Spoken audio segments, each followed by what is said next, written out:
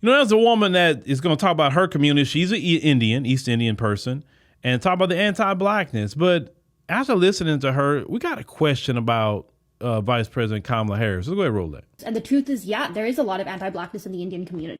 Just in the comments of this video, you can see a creator who responded to my videos like 4 times, super defensively, upset that I was implying all Indians are bad allies to other people of color, even though I literally didn't even talk about allyship to other people of color. Because a lot of Indians get really defensive when they realize some of the criticisms I'm talking about can also apply to allyship to people of color. And they don't like that, and they get very defensive.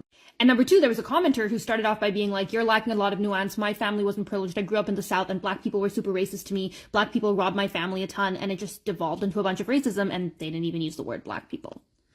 So over and over again, we see creators and research to show that India has a huge anti-blackness problem, that black travelers hate going to India because there's so much racism. And even within India, there's so much colorism where South Indians or people with black skin in South India are treated so poorly by people in North India because they think that South Indians like me are uglier or less pretty or more adjacent to Africans. And I remember so much anti-blackness in my extended family growing up, where they would say the most horrific things about black people being less smart, educated, hardworking, or deserving of all of the things that Indians have, or that black immigrants were fine, but that black people who were native to the United States were not as good as immigrants. So as an attorney, I've worked in criminal justice reform, I've worked in race rights and discrimination, and I know the unique struggles that black people face in America and are now facing from immigrants of a lot of different backgrounds, because immigrants keep trying to distance themselves from black people while also taking the benefits of the fact that black people are always at the forefront of fighting for anti-discrimination and fighting for people not to be treated badly. We need to be treating our black brothers and sisters as better than we do. We need to stop implying that dark skin means that you're a worse person. We need to stop treating people in our own country who have black skin or darker skin as worse than people who have lighter skin, meaning in India. And in the United States, we need to realize that black people are our allies and that we need to support black rights, not just because a rising tide helps everyone, but because black people built the country we chose to immigrate to. We owe them a lot of stuff. Now, for a very long time, Vice President Kamala Harris has said that she was an Indian. She didn't say she was black.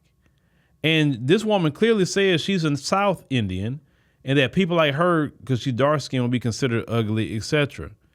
But is it that she didn't really want to identify as black for a while because of the anti-black racism that's in that particular community? Because let's call it what it is. She's not a full-blooded East Indian. It just make you think, right?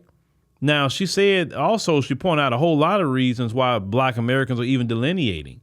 She's saying that Indians, a lot of them that immigrate here feel that black immigrants, that come from the African continent, Caribbean, etc., that they're better than black Americans. But the question I have is, how all of you are better and you ran from your homeland? That's the question that I have. Like, how are you better?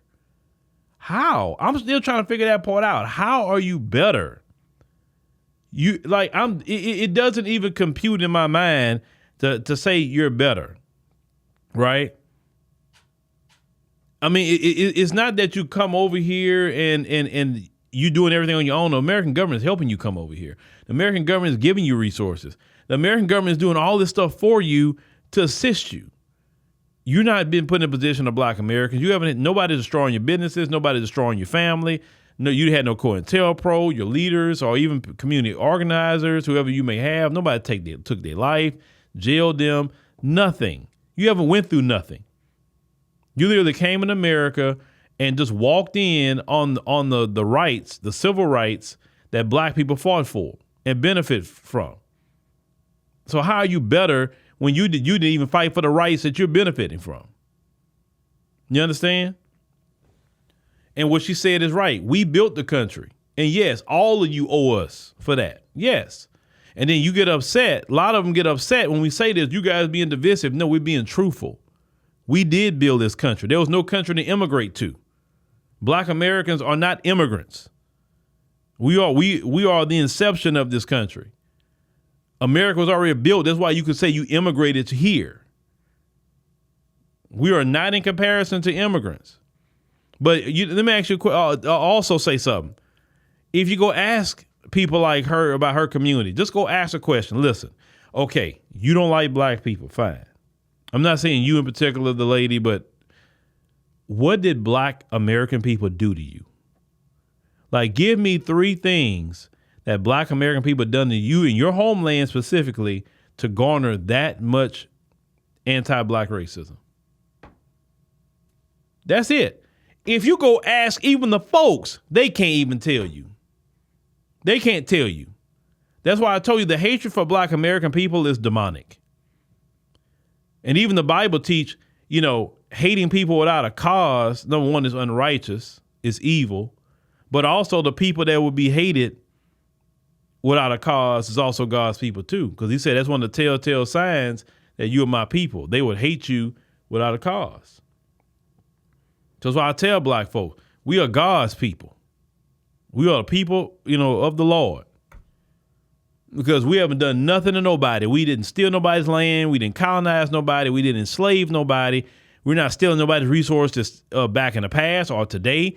We aren't doing anything. We're just trying to survive, live our lives as Black American people. And you have these people coming to this country hostile toward us, yet the people that done all the things I talked about, it's the people they want to be buddy-buddy with. It has to be a demonic thing. It has to be. Because you would think in their mind, well, them folks, that's the people I got smoked toward. Not the Black people. I see their history. And that's the thing. They see our history. They see what we went through. They see everything. And yet they still treat us like that. But that's why Black Americans say, you know what? Forget all y'all. We just delineating. And now everybody want to cry foul that we're delineating. No, delineating at this point, it's like protection now. It's protection for Black Americans. Because you force Black Americans into delineation when you becoming hostile in the country that we built. You know what I'm saying? How are you better coming into a country, somebody else's country? How are you better? You are not better. I don't know where y'all get that from, that you're better. I will never understand that you're better, and then if we go to your homeland and we start showing your homeland and what it is and start putting your homeland on camera and showing what it really looks like, then you want to get mad about it. You get all so upset about it, no matter where they come from. They get upset when you show their homeland where they come from. You are not better, because you're better, then let's show your homeland what it really looks like.